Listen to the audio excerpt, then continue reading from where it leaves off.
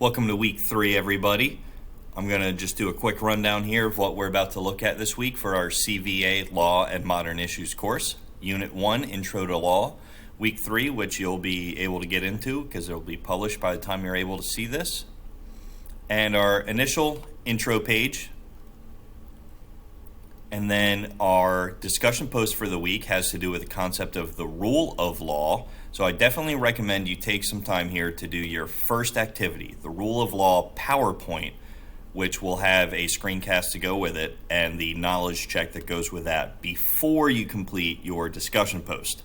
After that, we have some rights and responsibilities information, some info about the structure and the principles of our U.S. Constitution, along with an info check.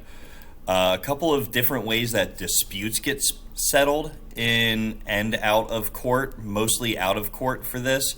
So you'll see here I've got some textbook pages. Take a look at those and pay close attention then to our spectrum that's in the next page here, the Settling Disputes Spectrum. Take a look at that for a while. This all counts as part of your notes. And then there is a check with this, but it's not multiple choice so much as you making a call and telling me what form of dispute settlement should be used.